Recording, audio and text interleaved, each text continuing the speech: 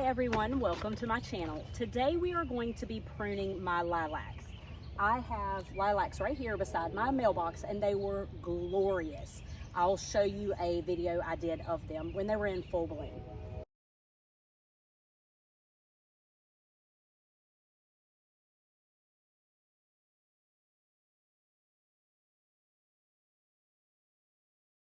So a little short story about these lilacs. They are a Miss Kim lilac and I always hated them. I felt like they were ugly until this year when I saw those blooms, and now I just want to nurture and love them and thank them for how gorgeous of a show they put on. So you need to prune your lilacs as soon as they finish blooming. If you wait until later in the season, say midsummer, late summer, or fall, you are going to take a chance of cutting off those gorgeous blooms for next year. And I don't want to do that. If I have seen the show that it put on when I didn't prune it last year, and oh my gosh, it is so worth taking care of it now. So, as I said, these are Miss Kim Lilacs, and they are, I am 5'1½", and they are almost as tall as me. So it's time, I'm gonna take them down just a little bit. I'm gonna move the camera around and just show you the front and how it looks. So you can see they are very, very big. They are covering the entire mailbox base. I used to have a clematis across the back that went up the mailbox, and the lilacs completely crowded it out. So I moved it to, I put a trellis here and I put the lilac there, and it's doing really well. So today I am going to tackle the pruning task on these lilacs, and I'm just going to show you how I do that. So lilacs, you can shear prune, meaning using a hedge trimmer and prune them, but I feel like it damages the leaves and it doesn't look so pretty. So I'm going to be using my bypass pruners, and I am just going to be coming in and doing some selective cutting. As you can see down inside of the lilac, it is pretty open. So if I were to come in here and cut it way back, all I would have is sticks, because the majority of the foliage is on the outer edge. So you want to do something called selective pruning, which means you're thinking through every single cut that you make. And so what I'm doing is I'm just going to come in and I'm going to cut back. Let's see if you can see that. So I'm going to find a branch and I'm just going to cut it back just like that. So I'm just trying to take some of the length back, but when you make a cut,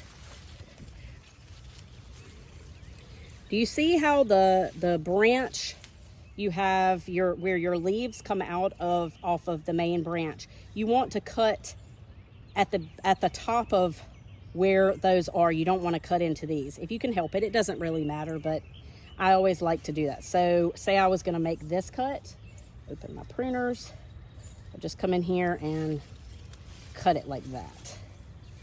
We are going to go in here and just completely cut it back. I'm going to move this back just a little bit so you can see what I'm doing. And I'm just going to start making some cuts to try and lower this just a little bit and clean it up. I do have my bag. I got this at Lidl. It was, I think, $7.99 for 3 of the bags, and they are so handy and they collapse. So if you don't have a bag, check out your local Lidl and see if they have them. That was a great deal. And they hold a ton.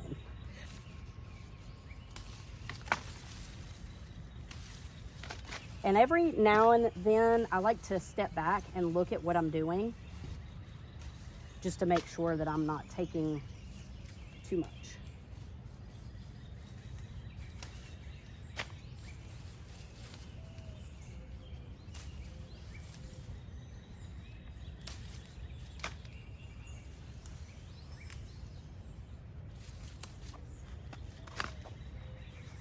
So you can sort of see it's like taking it down just a little bit. So I'm going to focus on the top.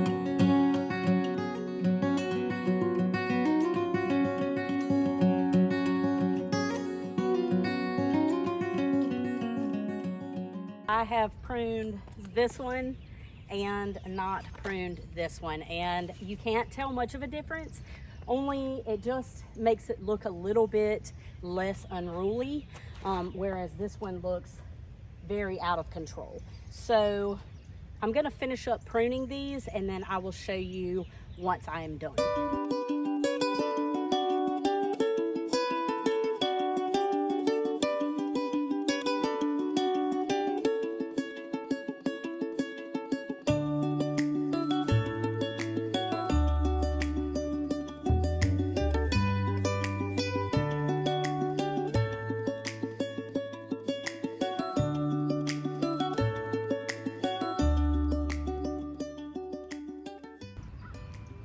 All right, now I'm gonna get up under the bottom of these and I'm just gonna clean them up.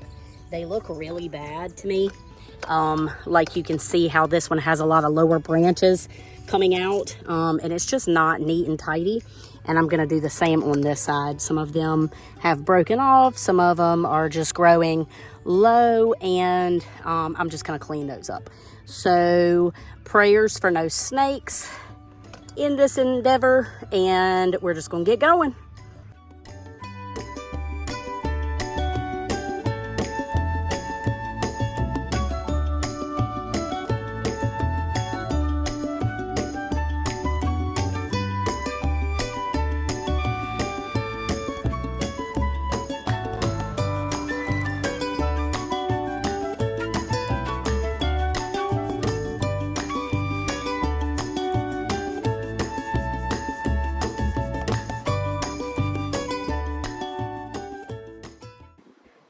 Okay, so I got it all neatened up in the middle.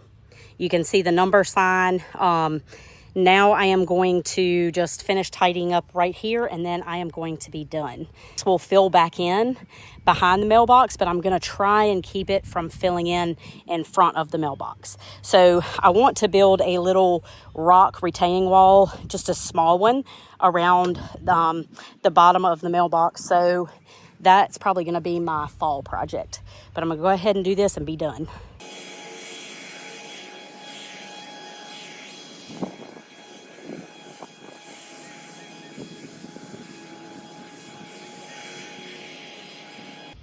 All right, we are done. I am thrilled with the way that my Miss Kim Lilacs look, and I hope this has helped you to see that it is really easy to prune lilacs, and that it is one of those instant gratification feelings when you see them go from crazy and out of control like a bad hair day to neat and tidy with a haircut. And it was just very simple. Lilacs are very forgiving, and so don't feel like that you're going to mess up if you prune them. Try not to prune after long after the blooms have faded, because they have set blooms for the following year, and you take the risk of cutting those off. It's just like azaleas. So anyway, I hope this video has been helpful for you. If you like it, please consider subscribing, and I hope to see you in another video soon. I hope you go out and get your hands dirty today and have a fantastic one. Take care, everybody.